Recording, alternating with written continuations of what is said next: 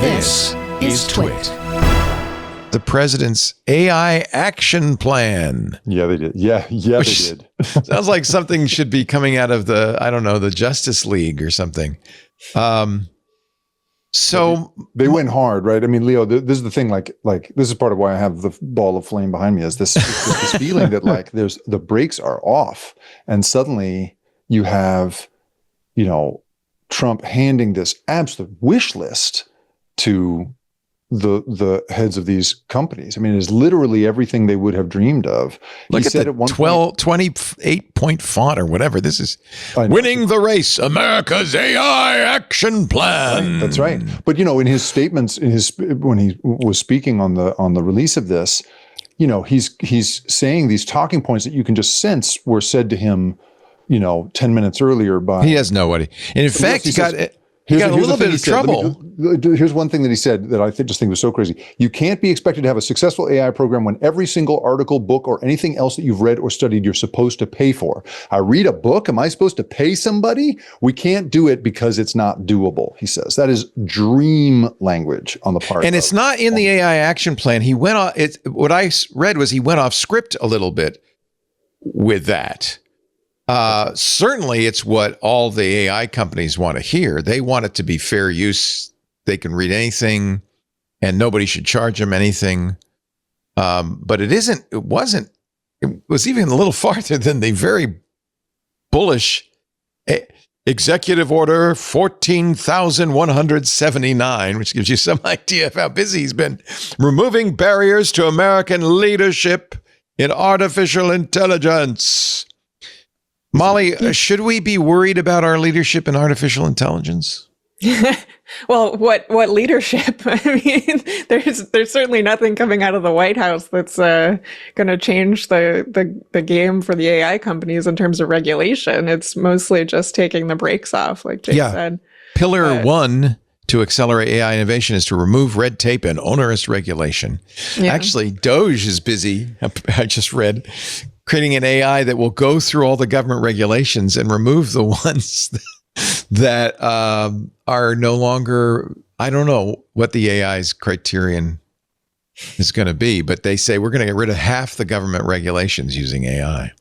I don't know, though, if it's really something that exactly pleases all the AI companies, because this whole idea that there should be no more woke AI, quote unquote, that's scary. Could be the Trojan horse for them to really go in and say your chatbot needs to, also mention that the 2020 election was stolen or whatever. All these or needs to also say that vaccines are unsafe or all those types of things where they're factually not true, but now if you mention the truth, it's woke. So you have to have the other part in there too. And in essence, that could lead to them actually meddling even more heavily with this industry. That's a great point. That's a great point. We saw it happen when Elon Musk, middle of the night, goes in and turns some knobs on Grok and turn the Hitler knob up a little too high. Apparently we'll never really know exactly what happened, but there's some speculation that what he merely said was, don't rely entirely on left-wing media. Be balanced. But anyway, what happened was you got Mecha Hitler. And I think that there's a real risk when you tell AI that being unbiased is, don't mention diversity, inclusivity, equity, don't mention wokeness, don't mention critical race theory. That's really putting the thumb on the scale in a way that could hurt America. I think you're right, Jake. It could hurt American AI companies. Well, the crazy part, right, is one of the arguments that these companies have always made about China, and that we need to fight back against, is this idea that China, so China has these incredibly onerous regulations for AI companies there, so including if somebody uses a Chinese AI, a Baidu-made AI model to create a picture of Xi Jinping, in jail or with a hooker or whatever, then Baidu Baidu's chief executive is personally liable for that, right? Where in the United States, we inoculate the companies against the use of their product for something weird like that. But so China does that, and China requires that the large language models there incorporate all this party doctrine. You have to be able to show that. And, as Janka mentions here, like that is exactly what's happening now with Trump. He said at one point, winning the AI race will demand a new spirit of patriotism and national loyalty in Silicon Valley and beyond. It's the same kind of weird rhetoric. And so this idea that, on the one hand, they're, going to let environmental regulations go and all these other, regulations go, not worry about the effect on children, not worry about the effect on relationships, not worry about any of these kinds of effects. But they're going to, as he says, going to meddle somehow ideologically in it is such a weird, it's such a backward sort of circular piece of logic around this stuff.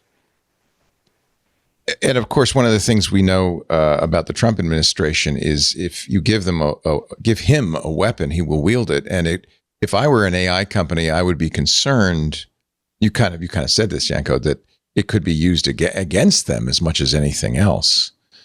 A lot of what's in this, though, is good. He promotes open weight AIs, open development of open source AIs. I think that's a good thing. More money for government research into AI, restore American semiconductor manufacturing, build high security data centers for military and intelligence community usage, trained a skilled workforce. I mean, all these things are nice mottos. Problem is, none of this has force of law either, right, Molly? I mean, this is like a good idea.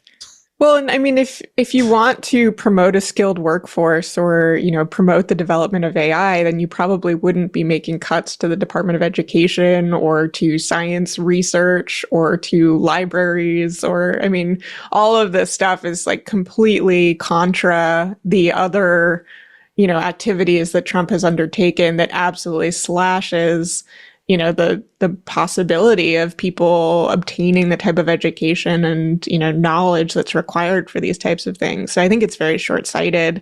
He wants, basically take off any regulations and just hope that this materializes without actually laying the groundwork for, what a future strong science, industry would look like. Yeah. Hey, I hope you've enjoyed this little snippet from a much longer show we call This Week in Tech. If you want to see the whole thing, there's a link down below. And you know what the best thing to do would be? Like and subscribe.